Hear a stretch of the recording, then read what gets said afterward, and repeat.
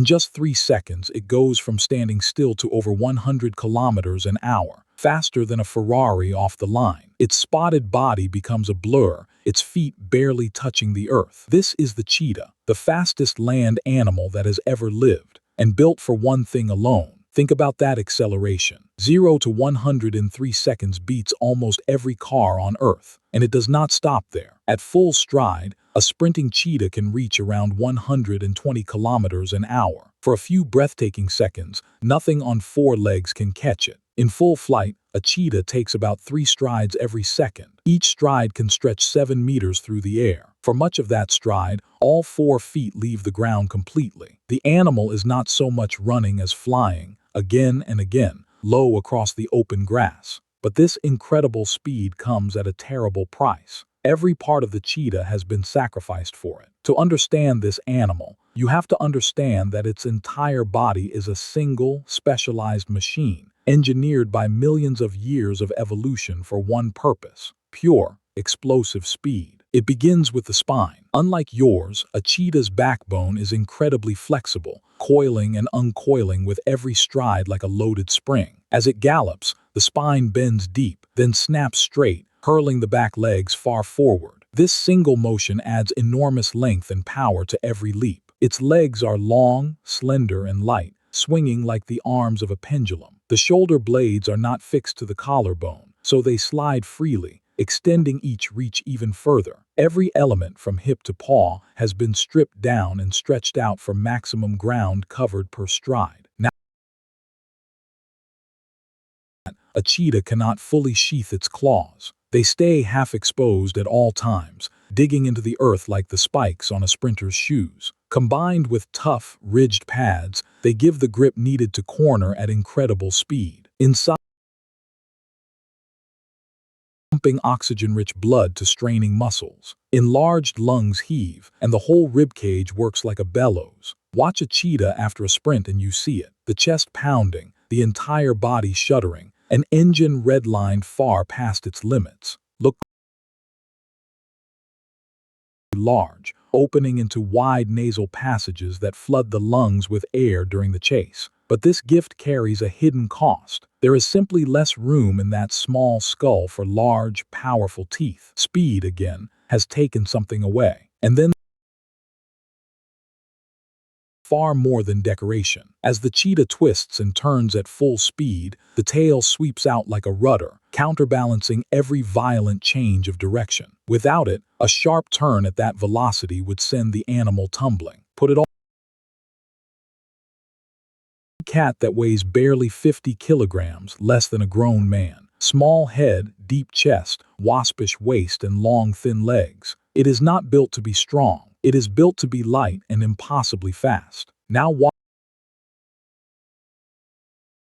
The cheetah hunts in daylight, avoiding the lions and hyenas that own the night. It climbs a termite mound or a fallen tree and scans the shimmering grasslands with sharp, forward-facing eyes, searching for a single weakness in the herd. Speed alone is not enough. Out here, the prey is fast too. So the cheetah begins not with a sprint but with a stalk. Low to the ground, muscles coiled, it creeps closer and closer, using every bush and shadow. It must be within striking range before it makes its move. Then in an explosion of muscle, the hunt is on. The gazelle bolts, but the cheetah is already at full speed, closing the gap in a heartbeat. The two race across the plain, the prey jinking desperately, the cheetah matching every cut with its rudder tail and gripping claws. It is mesmerizing, but there is a clock ticking and the cheetah can feel it. All this power burns fuel at a furious rate. The animal has roughly 30 seconds, no more, to catch its prey. If the chase runs long, its body will simply run out of everything. It must win, right now. The greatest enemy is not the prey, it is heat. Sprinting this hard, a cheetah's body temperature rockets upward in seconds, climbing toward a level that can cause brain damage or death. This is why the chase must be short. Run too long, and the fastest animal on Earth can cook itself alive. To end it quickly, the cheetah does not simply grab. As it draws level with the fleeing prey, it reaches out a single front paw and with a special duclo, hooks the animal's leg. The prey's own momentum does the rest, sending it crashing to the ground in a cloud of dust. The prey is down, but the cheetah is far too light to overpower it in a struggle. so it uses precision instead. It clamps its jaws around the victim's throat and holds tighter and tighter, closing the windpipe. There is no violence in it, only a slow, silent, and absolute suffocation. And now, at the moment of victory, the cheetah is at its most helpless. The sprint has left it utterly spent. It cannot eat. It can only collapse beside its kill, chest heaving, gasping for air for many long minutes. And out here on the open plains, those minutes are dangerous ones. Because the cheetah is not the only hunter watching. It has spent everything to make this kill, and it is too small and too weak to defend it. As it lies there gasping, other eyes are already closing in. In the economy of the savannah, the sprinter is easy to rob. Lions, a cheetah's hard-won meal without a fight. The cheetah cannot risk an injury. A single broken bone would end its ability to run and to hunt. So it does the only sensible thing. It backs away and lets its dinner be taken. This is the more than half of all the kills it makes to bigger, stronger thieves. Each stolen meal means another exhausting hunt, another dangerous sprint, another gamble with heat and injury, just to eat. For the fastest cat alive, survival is razor-thin. Look again at the eye runs a bold black line, curving down to the mouth. They are called tear marks. Scientists believe they work like an athlete's eye black, cutting the harsh sun's glare and helping the cheetah keep its distant prey in sharp focus. Away from cheetahs live largely alone, and when a female gives birth, she raises her cubs entirely by herself, with no mate and no pride to help her. Everything, the hunting, the feeding, the guarding, falls on one exhausted, solitary mother. Every single day. She hides,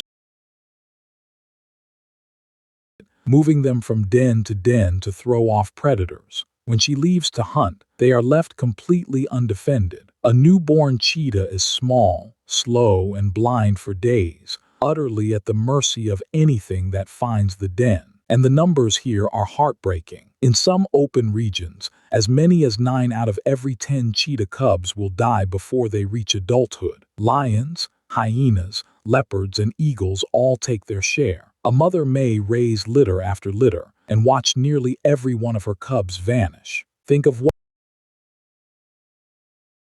to feed her hungry litter, yet every hunt takes her away from them and every absence invites disaster. She is torn between two impossible needs, food and protection, and she can never fully provide both. It is a life of constant, wrenching sacrifice. For the lucky few cubs that survive, there is still everything to learn. Speed alone means nothing without skill. So the mother becomes a teacher, bringing back live prey for her cubs to chase and practice on. Stalking, tripping, killing. Slowly, clumsily, they rehearse the deadly art that will define their lives. But hidden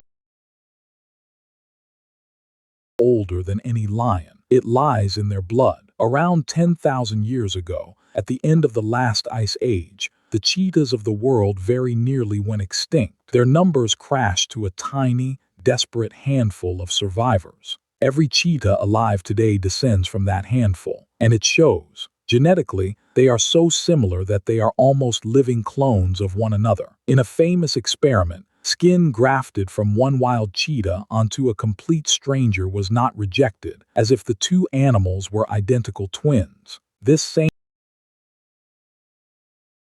genetic variety, cheetahs struggle to breed, and many males produce weak, deformed sperm. Their cubs are fragile, and if a single new disease ever finds them, it could tear through the whole species at once, because they all share the same defenselessness. And so the fastest animal on Earth is quietly disappearing. Cheetahs have already vanished from over 90% of their historic range. Once found across Africa and Asia, perhaps only 7,000 now remain in the wild. Habitat loss, conflict with farmers, and the illegal pet trade press in from every side. But the dedicated people are fighting for the cheetah's future. Conservationists protect vast corridors of land, train guard dogs to keep livestock safe from cats, and work hand in hand with local farmers, so that predator and human might finally learn to share the plains. 50 killers speed. A sprinter so perfect it borders on the impossible, yet so fragile it could slip away within our lifetime. The cheetah has outrun everything the wild could throw at it. The only question left is whether it can outrun us. Its fate is ours to decide.